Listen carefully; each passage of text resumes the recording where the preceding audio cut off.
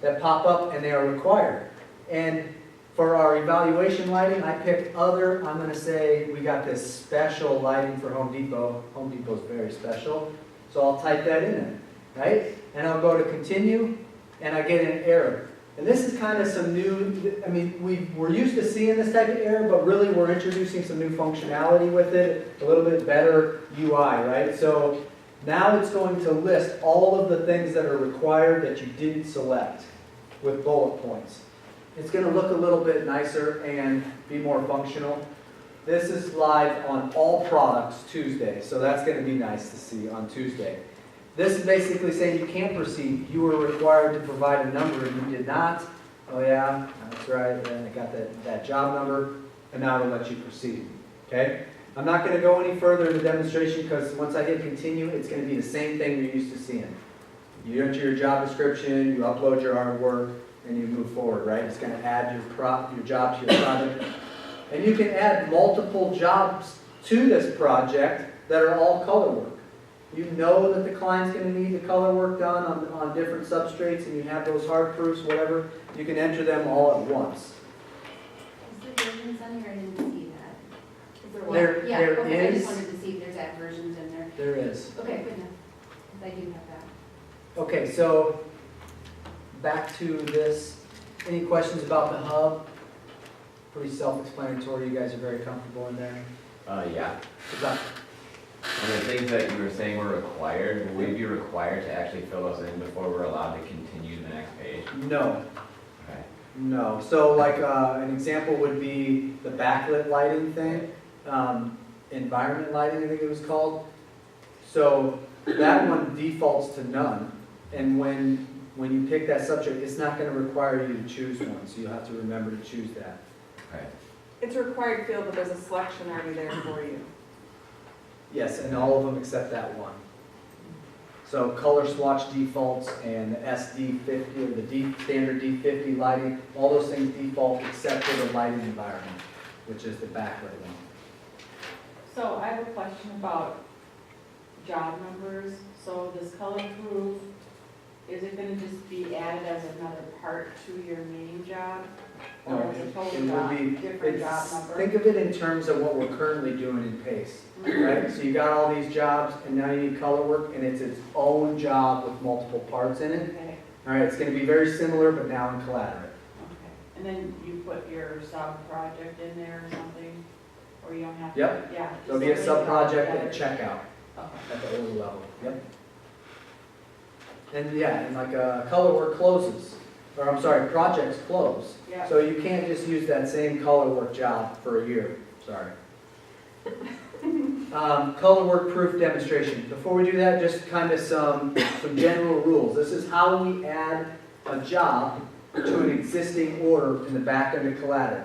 Okay, so general rules. Never to be used for version control. We want everybody following the same process, so it's required we handle the version control within one job. That's a reminder. Never to be used outside of color work. And I will explain why when we get a little bit further down, but we're only adding jobs to existing orders when it comes to color work. There are many other things that break when we try to do it outside of that. And it's only required to add a job to an existing order when you're using the same art on a different substrate, or you're using the same color on a different substrate. That's the only time it's required. You can still take advantage of the functionality for other color work, but it is required when doing those things. So we'll jump into a demonstration. And again, I'm going to buzz through this a little bit for the sake of time, but we'll be doing follow-up training in a week or two, and it'll just be, hey, I want some additional time with this, and there'll be SOPs. First things first, you're going to navigate to the job. The best way to do that is to click on the magnifying glass or hit Command-Shift-C, Command-Shift-S, sorry.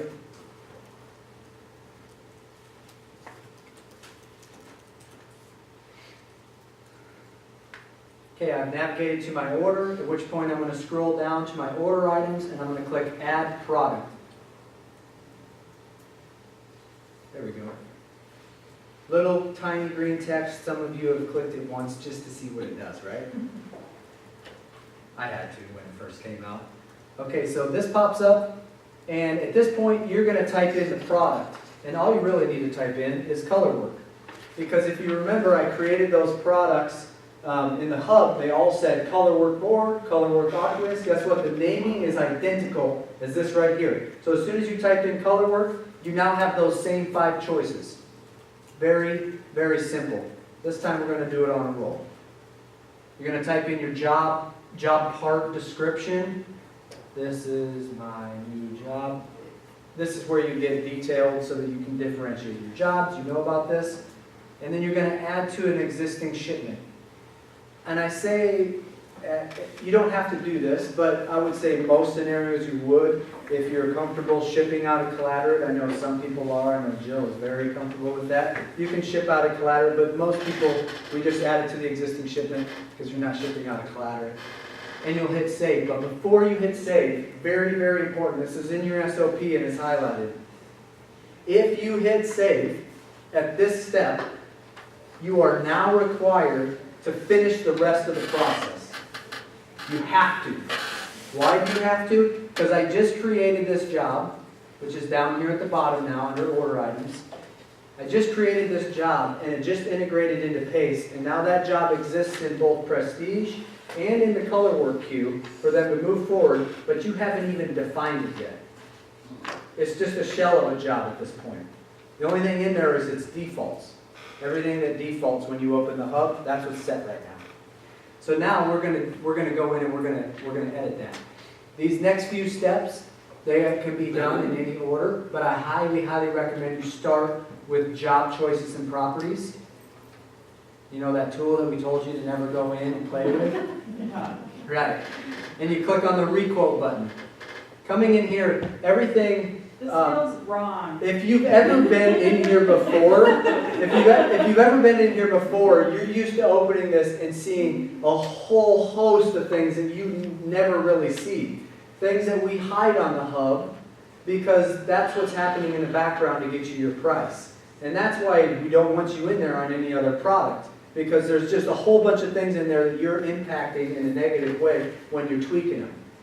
On color work, we simplified it down to just that small list of things in the hub when we looked at it, and there's nothing hidden. So now that's all you're going to see on the back end. Very, very few things that need filled out, and it's identical information that you're filling out on the hub. And Alright. it should be rare that you actually have to do this. This is really when the customer calls after you've checked out of Collaterate and they're like, oh, hey, by the way, I want to add, magnet or whatever, right? So if you have that information up front, enter it in there. And same thing, version control. Version control is within the same job. So this is really only when that customer's calling and adding later. So you can select your material, you can select your mount, your lamb, your finish, your size, your quantity, you can add versions. Flute and grain directions only in there if you're using like a B flute to mount to or something like that. Again, hidden on the hub, unless you actually select that material, then it asks for that answer. But I can't hide anything in the back end, and additionally, I can't require anything. So you are forced to remember what needs filled out when you select other. I can't stop you from proceeding, you have to remember to fill out that text, right? And we'll do that. Remember before we selected other when it came to lighting and everything. Not on this one, but on this one. So we'll do that. We'll select other. Can the color team approve? See how it says underscore PM will approve? Again, that's hidden on the front end, but on the back end we show that for the color team. So you'll adapt color critical information, the device, all of that stuff. This is all basically identical to filling it out on the hub, at which point you'll hit continue. You'll type in order entry so everybody knows what you were doing in there. Select this and hit save job. This job right now is reintegrated, and it's going to update in the queue and it's going to update in Prestige. That's why it's important that you do that right away. It's also gonna tie your name and date to it, just in case you ever feel like, playing with other things and you shouldn't be. It's gonna tie you to it so you can be, yeah, you get the point. You close this. Now you have a few additional things that need to be done. You need to add notes. You can just click here and add your notes. All that information is going to show up in that little red box, pink box on the ticket. Click Save. You also need to come down to additional product information. Everybody is familiar with this due to this is where you update your dates, right? So you have to add a ship date. Otherwise, the job in Prestige right now has no ship date tied to it. When you type in your date, is there a specific way you need to type in your date? Can you do different things? Yes. The formatting is, it accepts a whole bunch of different formats. 05, 25, 18, 5, 25, 2018. It's gonna, just don't type like 21118, right? Like something crazy. You'll get notified that that isn't working and you'll need to update that. So anything that you, in the hub that was in red down below that needed information filled out, this is where it's updated. All right, your buyout information, your color critical job number needs to be filled out here. And when we updated our lighting, this is where I have to put that in here. All right? And you need to remember to put that in there. It's a required thing. You hit OK. As soon as you hit OK, it's updating again into Pace, into Prestige, right? And the last thing you need to do is upload your files. And you need to just make sure you're uploading your files. You can drag and drop or click this and browse to your customer print files, not the proof files. Okay? And If that's this is really scary for you guys, don't freak out because we will have a small group session, like you said, where you can actually go through it with us before you have to do it live. So don't worry about having to remember everything today. We'll have those sessions for those that feel like they need it. The file upload is a requirement, both on the hub and on the back end. So if you don't have artwork, you need to upload a text file. That's standard for all large format hub products. At which point you've uploaded your file and you've updated those things I just talked about, you're done. There's no save button or OK. Every time you close out of one of those boxes, it's updating in the background. So that's it. You're done. Any questions? So, the act of uploading the artwork, does that trigger the ticket, or? It was that creates a ticket folder triggered a long structure. time ago? No, the ticket would, the ticket prints out, they're going to work paperless in the color room. So they're going to work from the screen, and when they're done with their color work, they're going to trigger the ticket. Okay? Okay. So there's no need to worry about that. So you showed us how to order it in the hub. When you add this product, that's just if you had changes once you have already placed it in the hub? So That's what I know. if you have changes, change order. Okay. Okay, but if your client asks for you to do color on this graphic on both magnet and styrene, and you ran your hard proofs and you need color work on both, you would enter both of those jobs in a project and you'd submit it. And those two, but now they called up and said, I also need it on scrim banner material. Well, now you need to add a third one because that same art is used in all three. So we really should be using this hopefully a whole lot. That's the goal, is not to idea. do it this way, but to do it the way that we normally Yep. would on the hub. Order the order and do it that Yep, way. and we tested many different ideas and many different teams doing this side of it, and really it came down to the best way to do it was this way, and that was an agreed upon thing. Additionally, it wasn't just the color team that was asking for these parts to be together. It was also a requirement for many PM teams that want to keep that stuff organized under one order. Okay, was there another question? One-ups. What if we don't have a file and that we'll get put on hold if we don't upload a one-up? But you need to select then in your options that there's no file, but the color's being done on vector object. Okay, so it won't go on hold then. And then you need to put a text file, Yeah. right? Was there any other questions? So Jill, or Franny, when we used to have the PR ticket in PACE and you added a part, because it's easier to add the substrate then, that's the same thing as what this would be used to affect. But is that It's the only reason you'd be using this. Yeah, and is it only if it's the same exact art? Yeah, if you have a different color job, you open up a different ticket. Yep. Okay, Can I've we got, still do multiple PMS colors in one part? do you do that now? Yeah. Yes. Then I would imagine you could continue to do that.